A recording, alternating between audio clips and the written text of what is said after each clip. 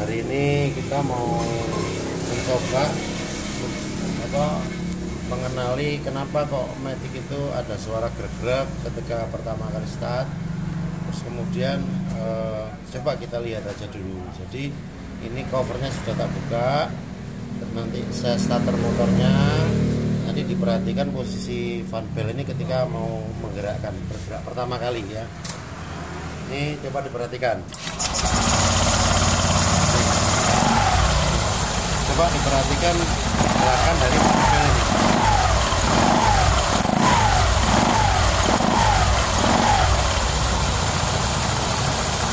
Oke, itu pertama. Ini diperhatikan ini. Ini saya pegang, dia diam. Jadi motor ini bergerak, askernya berputar, tapi ini koper belakang masih, roda belakang masih diam. Saya putaran saya nyangkan baru dia jalan. Oke, poinnya, jadi coba ini sama-sama belajar ya. Kalau Matic itu kan putarannya kan dari poros engkol atau askruk itu kan berputar. Nah, untuk memutar tempat fan bell atau kampas koplingnya di belakang, kampasnya itu kan dia tidak dihubungkan dengan gigi.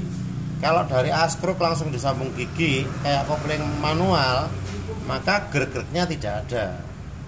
Contohnya ya motor GL, motor kemudian bebek kan dia kan langsung disambung pakai gigi. Kalau Matic kan dari putaran poros engkol atau askruk, kemudian dia dihubungkan ke kampas belakang, itu kan ditarik pakai fan bell. Nah ini kan bahannya kan dari ada karetnya, ada nilonnya. Nah kemudian menjepitnya ini kan berdasarkan putaran ini. Ketika roller bergerak mendorong ini sehingga fan bellnya kejepit. Kemudian yang belakang juga sama berputar. Nah, disinilah terjadi transfer putaran yang seharusnya dihubungkan gigi sama gigi, nggak ono greg-grege. Jadi ketika dihubungkan dengan fan bell, belakangnya itu proses, nggak langsung ikut bergerak. Nah, perpindahan dari depan ke belakang atau gampangannya putaran yang ngarep karo mburi, iki ono jarake. Nah, jaraknya dikai fan bell, maka getarannya kan ada greg-gregnya pasti. Nah, greg-gregnya itu perpindahan antara posisi dia terjepit kencang sama istilahnya ketika kampas ini sudah bekerja, baru dia greg-gregnya. Artinya apa? Kalau kita menghilangkan getaran, nggak mungkin bisa menghilangkan getaran. Tapi kalau mengurangi iya. Nah, tadi kan dari depan perpindahan putaran poros engkol ke belakang kampasnya ya. Nah terus kemudian transfer kedua itu dari kampasnya, karena kampas kan ikut putaran mesin.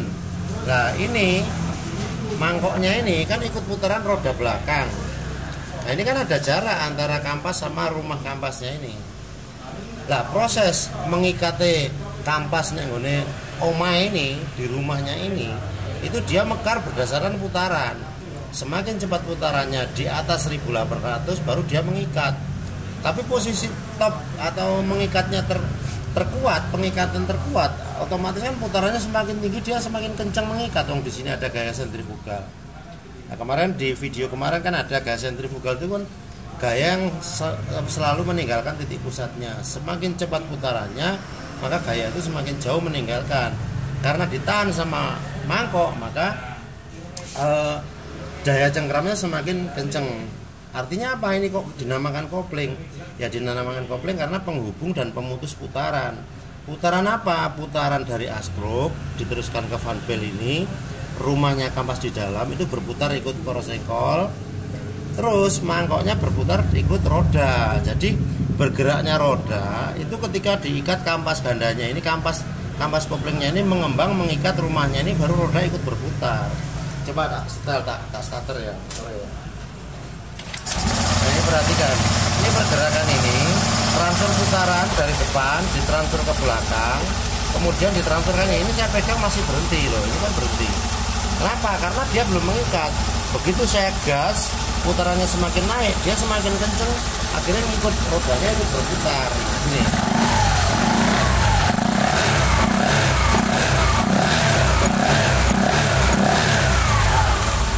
Terus kesimpulannya apa? Jadi kalau motor matic itu kenapa kok ada getarannya di belakang? Getarannya terasa karena perpindahan putaran askrub di depan dipindah ke belakang, jarak yang jauh ini dihubungkan dengan fan bell ya. Kalau mestinya kalau pakai gigi kan nggak getaran. Ini fan bell kemudian bergerak, terus ada lagi transisi lagi, kampas mengikat rumahnya. Disitulah terjadi istilahnya suara getaran, atau gampangannya kalau di kita biasa itu anak suara gerak kecil. Nah kalau kita menghilangkan tidak bisa, tapi kita mengurangi. Kenapa kok getarannya biasanya agak tinggi? Kenapa kok disarankan untuk selalu sering membersihkan ruang CVT? Ya karena memang kampasnya ini kan ada nanti kotorannya, debunya kan mengikat di dinding daripada mangkoknya ini. Kalau ini kita bersihkan kemudian kampasnya bersih, ya mungkin lebih bagus lagi dikasih brake cleaner. Jadi dia daya cengkramnya lebih cepat gitu, akhirnya getarannya berkurang. Terus kemudian di bawah kan ada lubang. Memang tujuannya lubang ini untuk membuang air, kalau ada air masuk atau apa, kotoran dia terbawa keluar. Tapi kan ketika ada putaran, debu juga terhisap juga. Artinya ya saran kita, mungkin teman-teman yang punya matic, teman-teman yang punya motor matic ya, memang ruang CVT ini harus ya rutin dibersihkan. Mungkin itu istilahnya hari ini kita sama-sama belajar kenapa kok matic getarannya lebih tinggi daripada motor manual. Artinya ada jarak, ada transisi perpindahan putaran askrub ke roda belakang lewat kopling di belakang, jadi getaran tinggi. Mungkin itu dulu, semoga ini bisa bermanfaat dan selamat belajar.